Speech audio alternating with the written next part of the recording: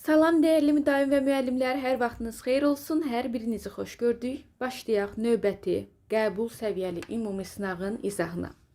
Sual 1. Bulud topası birləşməsində birinci tərəfin fonetik təhlili ilə bağlı doğru fikirləri seçək. Tələffüz etsək olacaq, bulud topası bu formada olacaq.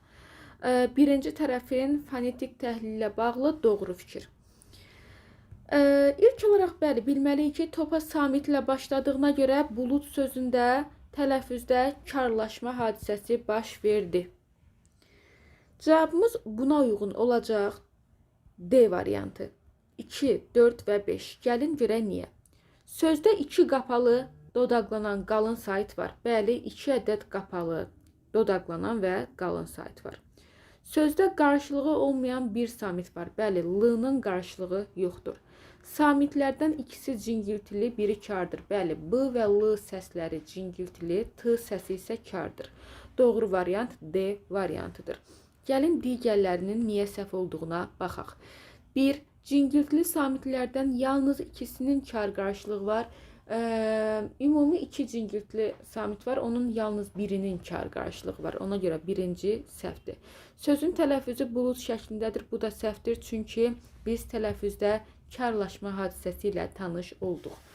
Doğru variant D variantı olacaq. Hansı nümunədə işlənən frazeoloji birləşmə amonimlik yarada bilər? Amonim frazeoloji birləşmə odur ki, bir ifadədən 2 dənə məcazi düşünəsən, bir məcazi bəs etmir. Bir məcazi frazeoloji birləşmədir, bir ifadədən 2 məcazi isə amonim frazeoloji birləşmə sayılır. Məsələn, qısa vaxtda yayılan bu xəbər ağızdan ağıza keçərək bütün kəndə çatdı. Burada bir ifadədən 2 müxtəlif məcazi məna başa düşmədim. O illərlə zəhmət çəkmişdi, amma bir səhv üzündən bütün əməyini yerə vurdular. Burada da məcazilik var, amma 2 qat məcazilik lazımdır mənə. Ona görə də bu amonim frazeoloji birləşmə deyil. Cavabımız C variantıdır. Çünki ürəyi getmək ifadəsinin 2 müxtəlif məcazi mənası var. Bir, təzyiqim düşdü, ürəyim getdi, yıxıldım. Bir də səndən ötürü ürəyim gedir, yəni xoşum gəlir. Variantımız olacaq C variantı.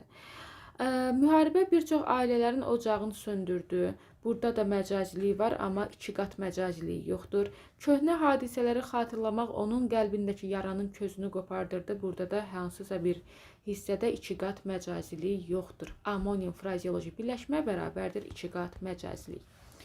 Hansı cümlədə fərqləndirilmiş hissədə 2 leksik şəkilçi var? Bilməliyik ki, lan, lən, bir də laş, ləş. Bu şəkilçilər araya maq-məc qoymaq olursa 2 leksik var. Qoymaq olmursa 1 leksikdən ibarətdir. Məntiqdən tapmalıyıq. Yadda saxlayaq, ayaqlaşmaq sözündə uyğunlaşmaq mənasındadır da, düzdürmü? Uyğunlaşmaq mənasında, yəni nəyəsə ayaq uydurmaq, uyuram səndən. Amma o zaman nəyisə, kimisə ayaqlamıram deyə laş burada birlikdə leksikdir. Ona görə burada A variantı ola bilməz. Vidalaşan, vida sözün kökü, vidalamaq sözü yoxdur deyə laş burada birlikdə leksikdir. Bizə amma 2 leksik lazımdır. Qarşı sözün kökü, qarşılamaq, qarşılaşmaq. Bəli, burada 2 leksik var. Cavabımız C variantıdır. D variantında ayaqlanmaq, tapdalanmaq mənasında deyil də, ayağa qalxmaq mənasındadır. O səbəbdən biz əgər ayaqlanmaq sözünü tapdalamaq yox da, ayağa qalxmaq mənasında belə deyək, işlədiriksə, o zaman lan burada ayrılmaz. Bu formada bir leksik olar.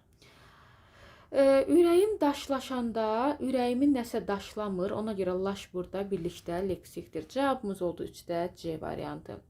Hansı cümlədəki isim ismin sualına cavab vermir? İsim ismin sualına cavab verməməsi üçün gərək həmin ismi biz sifətləşdirək. O zaman sifətin sualına cavab verir. İsmin də sifətləşməsi üçün metal, material bildirən sözlər sənin köməyinə, dadına çatmış olacaq. Bu səbəbdən cavabımız B variantı olacaq. Fikir versəz digər variantlarda metal material bildirən sözlər yoxdur. Yəni ismin, sifətin sualına cavab verdiyi məqam yoxdur.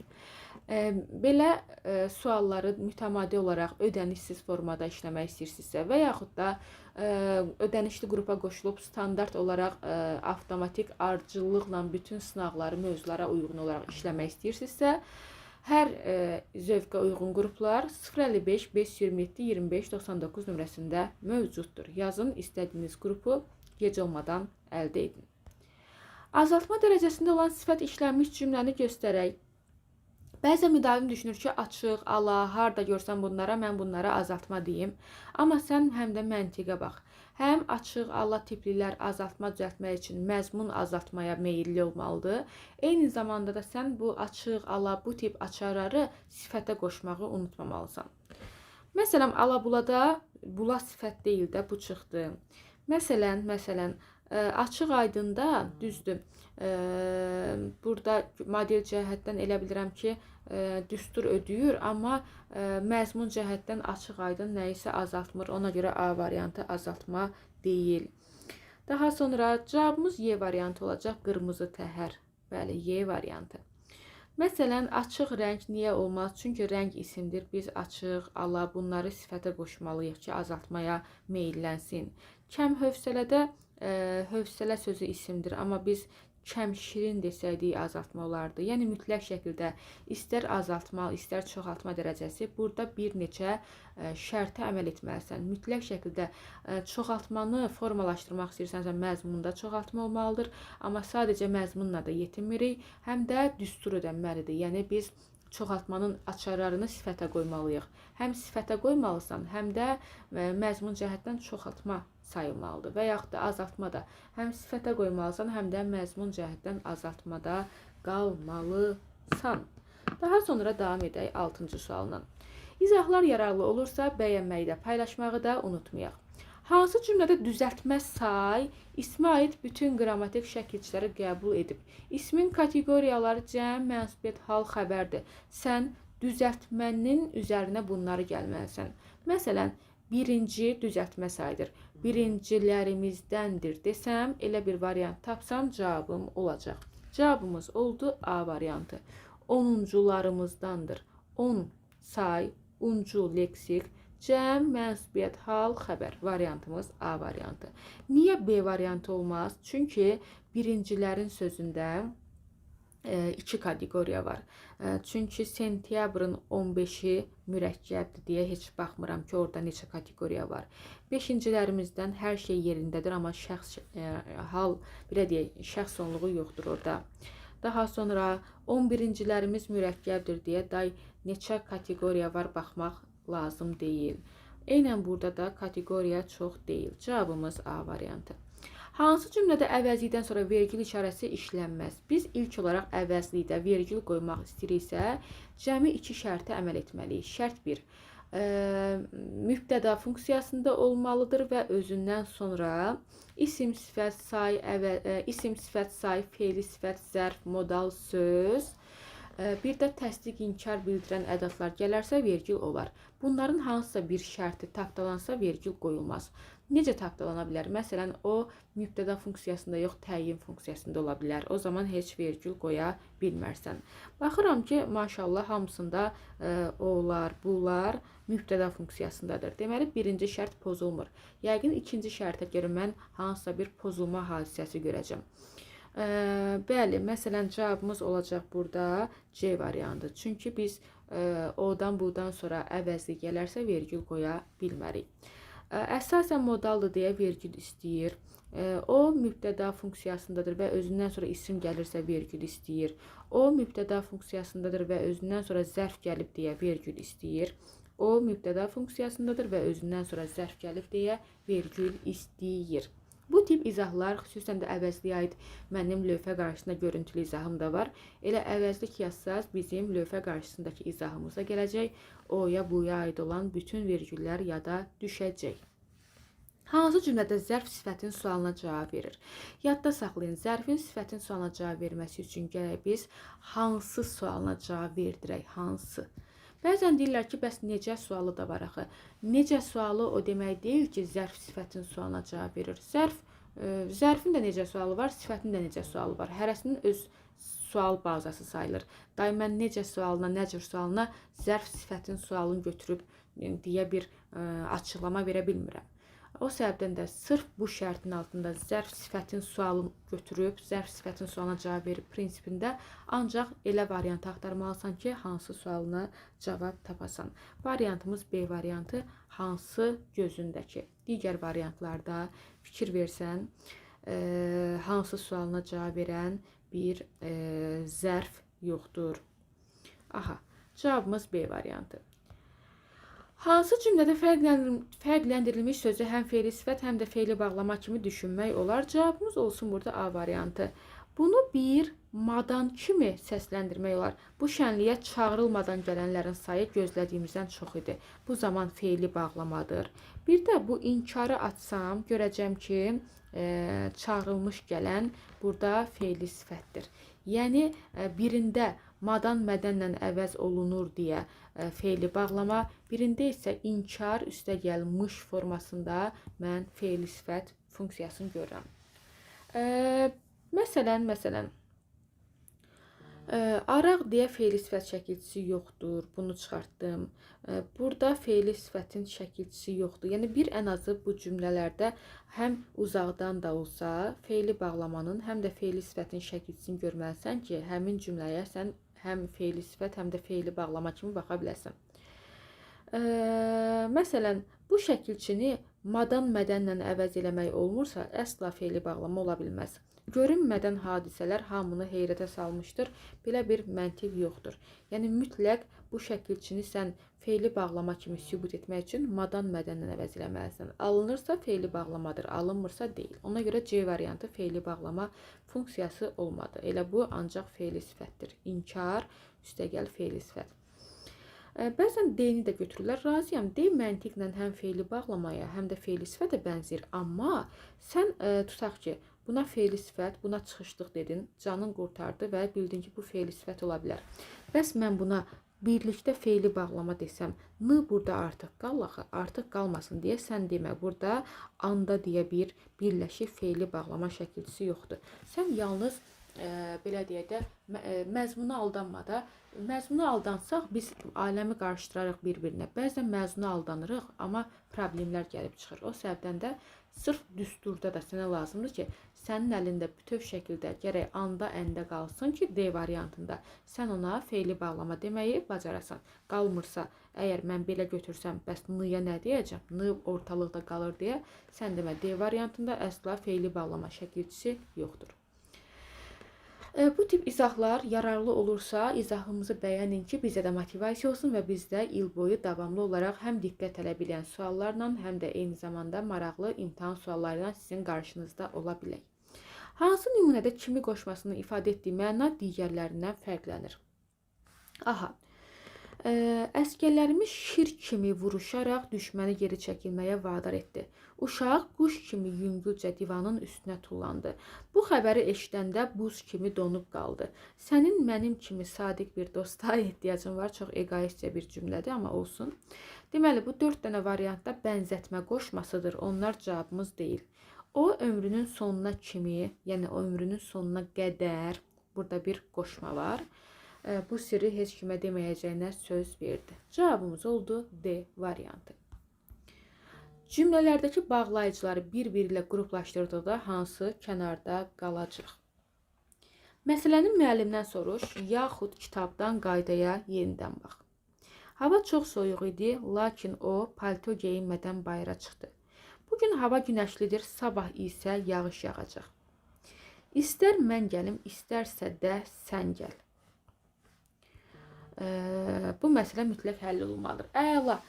Deməli, 2 ilə 4 qruplaşır, 1 ilə də 5 qruplaşır. Görək məntiqi nədir? Baxaq, 2 ilə 4. Lakin qarşılaşdırmadır, isə də qarşılaşdırma. Bir növ bunlar bir-birini də əvəz eləyə bilər. Hava çox soyuq idi, amma o palto geyinmədən bayıra çıxdı. Bugün hava günəşlidir, amma sabah yağış yağacağı gözlənilir. Yəni, lakin isə bunlar qarşılaşdırmadır. Elə bir dənə ən məşhur qarşılaşdırma bağlayıcısı olan ammanı götür, bunların yerinə qoy. O zaman görərsən ki, bunlar eyni növün daxilindədir. Deməli, 2 və 4 qarşılaşdırma oldu. Birə baxaq, yaxud və yaxud və ya istərsə də bunlar eyni növün daxilindədir. Deməli, boşda qalan oldu 3. Əgər tabelilik bağlayıcısıdır, tabelilikdə bu şərt bağlayıcısı sayılır və heç biri ilə qruplaşmır. Cavabımız oldu Y variantı. Səhv yazılmış sözlərdən görək nə var burada? Bəli, güllə, baran. Bəzən 20 yanvar hadisəsi qış aylarına təsadüf edib, eləcə də 26 fevral. O səbəbdən bəzən müdavim düşünür ki, boran, qar olub da. Çünki indi bizim yaşı çatan o hadisənin gözləri ilə şahid olanlar var.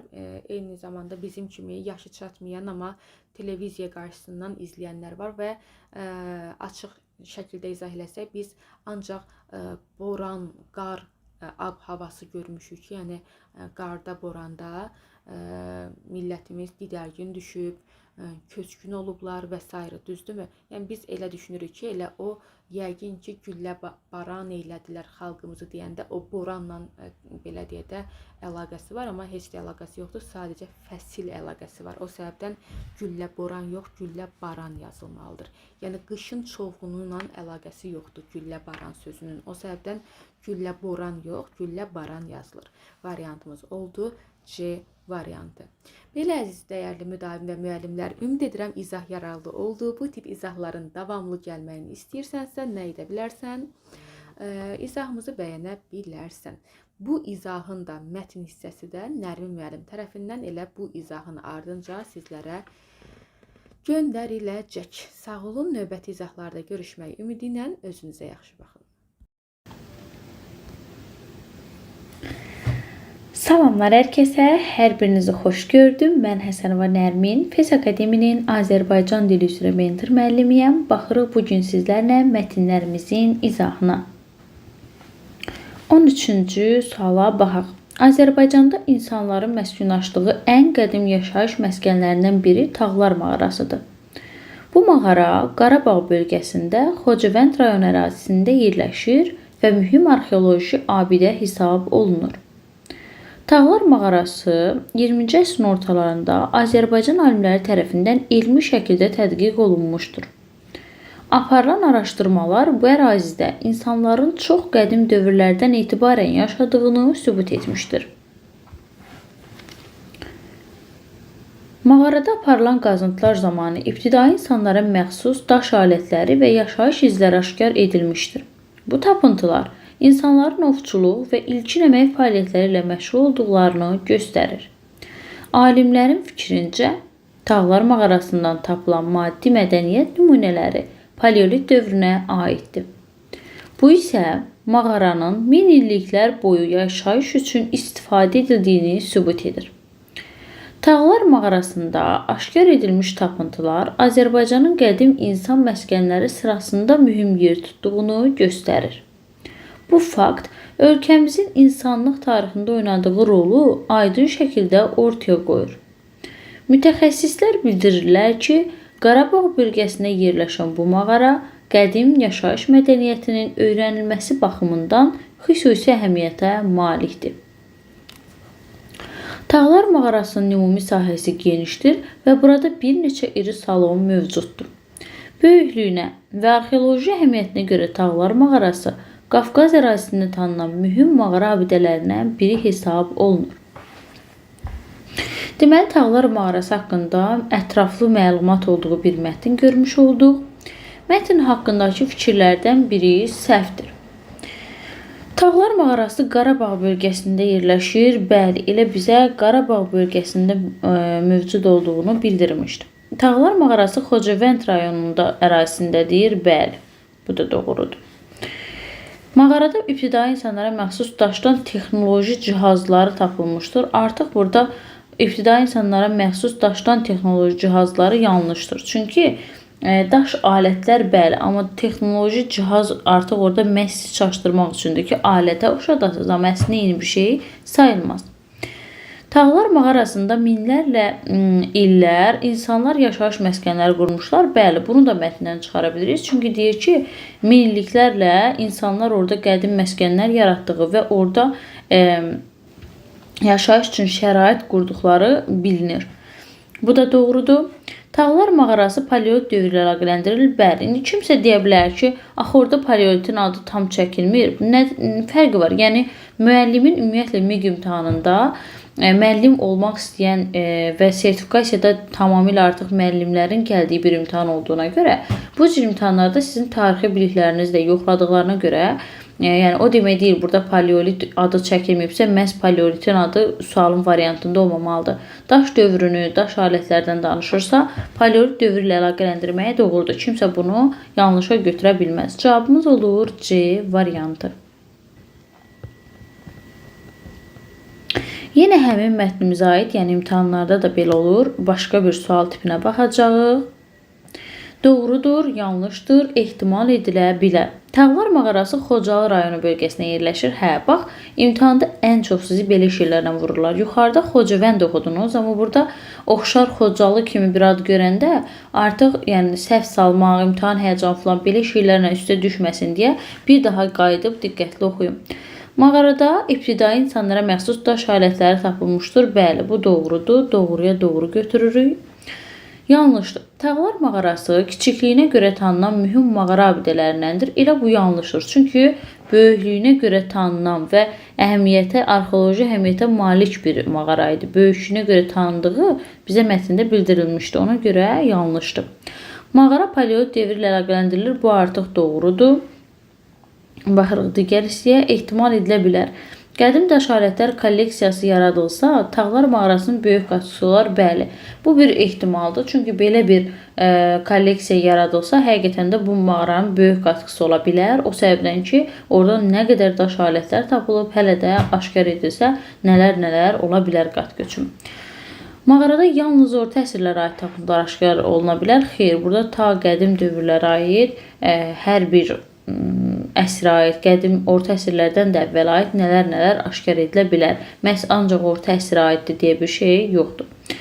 Cavabımız olur doğrudan 2, yanlışdan 3, ehtimaldan 5. Yəni doğrudan doğru, yanlışdan yanlış və ehtimal edilə biləni seçirik. Çünki uyğunluq istəmişdir. Cavabımız olur A variantı. İndi isə gəldik imtahanda mənə ən çox müraciət edəndə müdavimlərimiz bunu deyirlər ki, müəllim, ən çox elə mən 2-3 cümləli kiçik mətnlərdə imtahanda səhv yazıram, böyükləri daha düz yazıram. Çünki kiçik mətnlər adamı həqiqətən bəzən qorxuda bilir. Kiçik 1-2 cümlədən sən nəticə çıxarmalı olanda çox ehtiyatlı olmalısan. Daşın arxasına baxmadan keçmə. Bax, bu ifadəni birinci özün beynində analiz et. Yəni, daşın arxasına baxmadan keçmə hardasa bunu bildirir ki, bir növ sən nəyə diqqət eləməlisən? Ona diqqət eləməlisən ki, hər hansısa bir anda daha ehtiyatlı davran. Yəni, hər keçdiyin daşın arxasına baxmadan o tərəfə keçmə mənasına doğru gedir. İndi gəlin mətni oxuyaq. Deyir, daşın arxasına baxmadan keçmə ifadəsi xalq arasında ehtiyatlı davranmağın vacibliyini bildirmək üçün işlədilir. Bu ifadə insanın yalnız qarşısındakı deyil, ətrafındakı və arxasında baş verə biləcəyi hadisələri də nəzərə almalı olduğunu vurğulayır. Tarixdə və gündəlik həyatda düşünmədən atılan addımların ciddi problemlərə səbəb olduğu hallar çoxdur.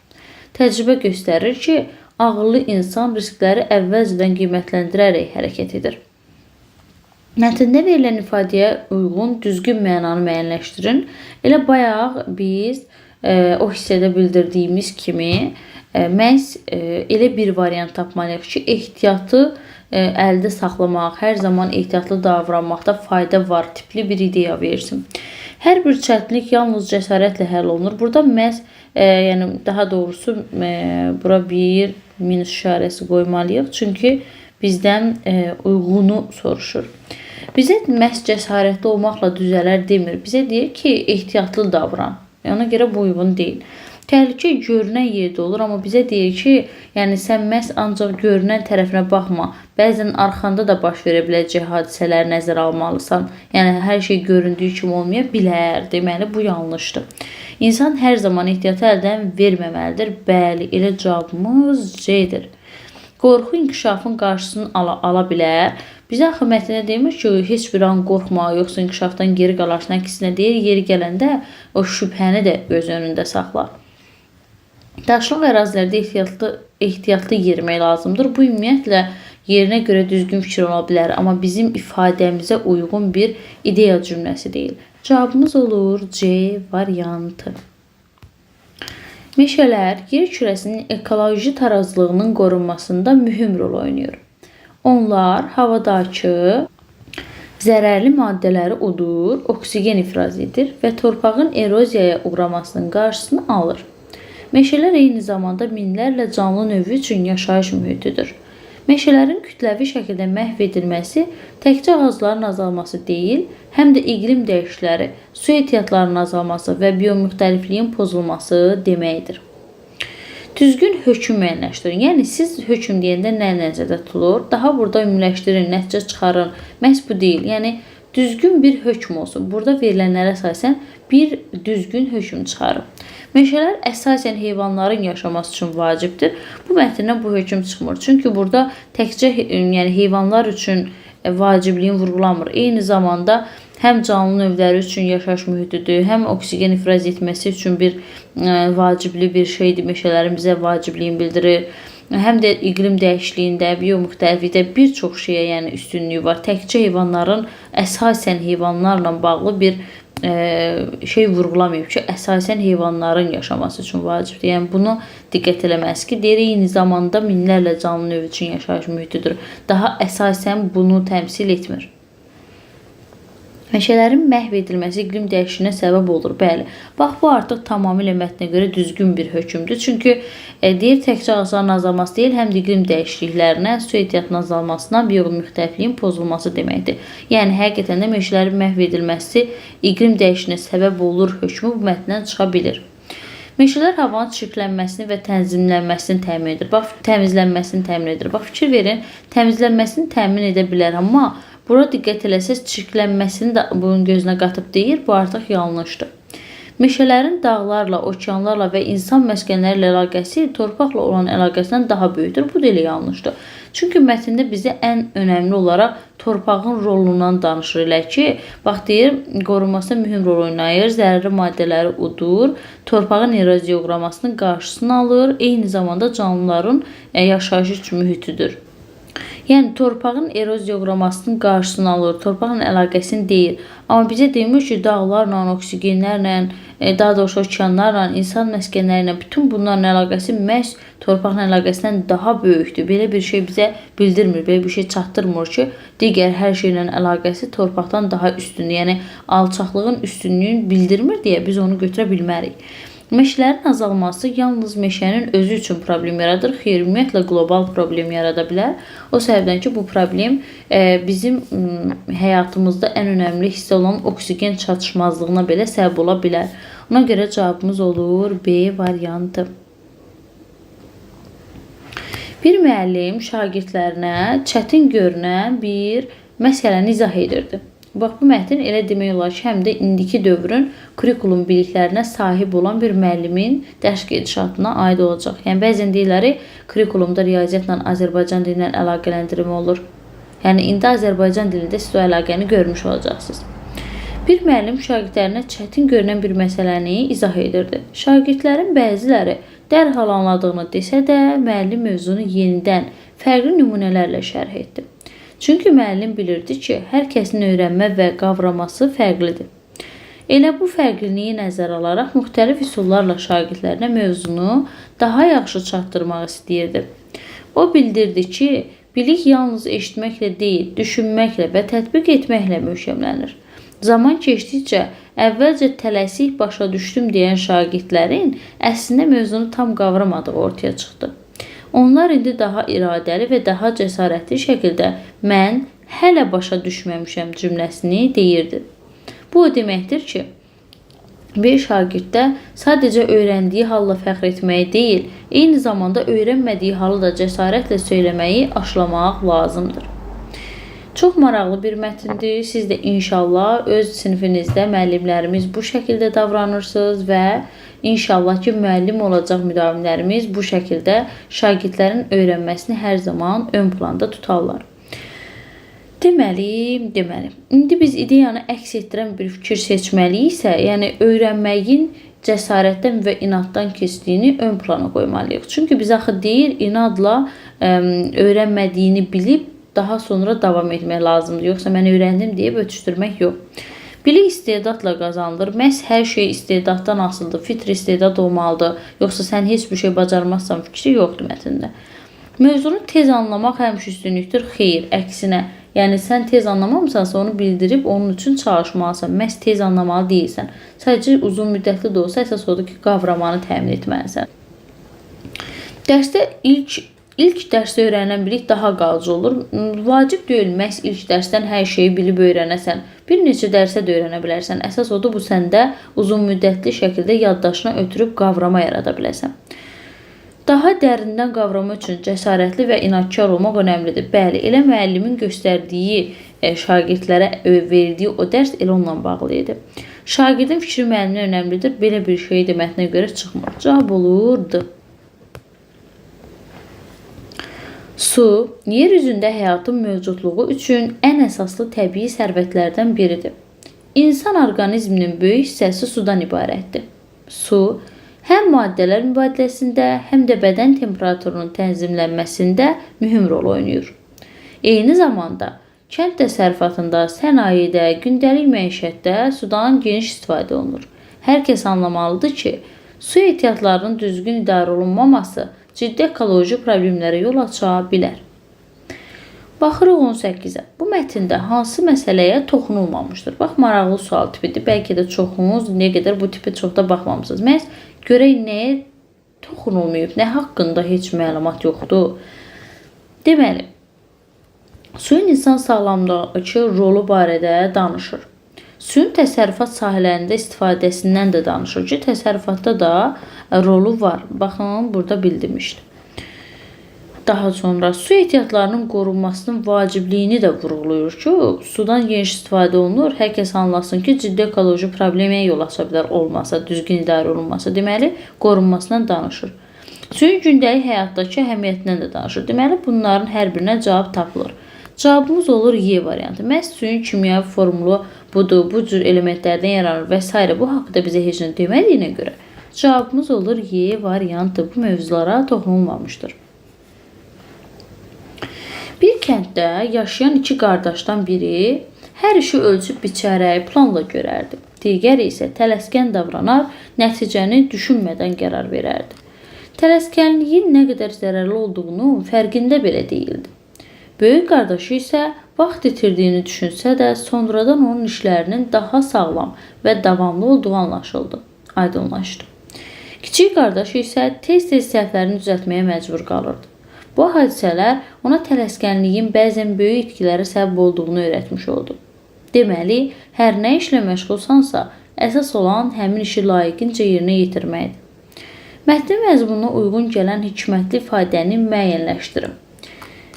Tələsən tərsinə düşər, dostlar gündə tanınar, bir əli ilə iki qarpız tutulmaz, su axar çuxurunu tapar, yalanın ömrü 40 gün olar. Burada yalan danışmaqdan danışılmır. Nə də ki, nəysə bir hadisə gedib axırda öz nəticəsini tapar kimi bir axarına buraxan bir cümlə də yoxdur. Bir əlli iki qarpız tutub da kiminsə irəli düşmək üçün can atdığı bir macəra da yoxdur burada. Dostun dosta pis əməli də yoxdur ki, dar gündə deyəsən tanındı, belə bir şey də yoxdur. Cavabımız A-dır. Tələsməyin nə qədər zərərli olduğunu vurğulayır. Həqiqətən də tələsənin işi tərsinə düşür. Bu arada çoxumuz bu atalar sözünü səhv bilirik deyə çalışıb bunu daha çox mətnlərə salıram. Çox adam bunu tələsən təndirə düşər kimi bilir. Əslində o loru dildə o formada, dildən dilə o formada keçirmişdir. Amma əslini atalar sözünün bu cürdür. Tələsən tərsinə düşər. Yəni məntiqən də fikirləşsəz bu cür doğru olduğunu görəcəksiniz. Gəldik ən önəmli mətnimə. Bu mətni məhz yaratmaqda məqsədim imtahanda bax bu tiplər qarşınıza çıxa bilər. Bu cür cədvəlli və əsər müqayisəsi ilə bağlı sizdən şagirdlərdə hazırda belə şeylər aktivdir deyə, belə əsər, şeir kimi tipli mətnlər, mətn parçaları şagirdlərə daha çox aşılanır deyə sizlərə də düşmə ehtimalı böyükdür. Əlişir Nəvainin Xəmsəsi və Nizami Gəncəvinin Xəmsəsi şərq ədəbiyyatının ən möhtəşəm poetik irslərindən hesab olunur. Nizami Gəncəvi bu janrın əsasını qoyaraq 5 məsnəvidən ibarət mükəmməl bir bədii sistem yaratmışdır. Əlişir Nəvai isə Nizaminin ənənəsini davam etdirərək Xəmsəni türk dilində yazan ilk böyük sənətkar olmuşdur. Beləliklə, hər iki müəllifin əsərlərində ədalət, insanpərvərlik, mənəvi kamillik və hikmət əsas ideyalar kimi ön plana çıxır. Bununla yanaşı, Nizami daha çox fəlsəfi didaktik üsluba üstünlük verdiyi halda Nəvai lirizm və dil zənginliyi baxımından fərqlənir. Deməli, Nizami Gəncəvinin Xəmsəsi fars dilində yazılmışdır, doğrudur. Xəmsə janrının əsası qoyulmuşdur, doğrudur. Ümumiyyətlə, burada doğru fikirlər verir. Sizdən bu cədvəlin sonunda tamamlayan ortaq fikir tapmağınız tələb olunur. Fəlsəfi didaktik üslub üstünlüyü təşkil etmişdir. Şərq ədəbiyyatına böyük təsir göstərmişdir. Türk dilində yazılmışdır Əlişir Nəvaininki. Nizami ənənəsini davam etdirmişdir. Lirika və bədii ifadəliliyi güclü idi. Türk ədəbi dilinin inkişafına mühüm töhfə vermişdir. İndi gəl görək ki, biz orta hissədə veriləcək sual işarəsinin yerinə deyir ki, biri mətnə əsasən cədvəldəki sistemi tamamlayan sual işarəsinin yerində verilə bilməz. Yəni, bax, bu ortaq fikrə verilə bilməzi soruşur biz.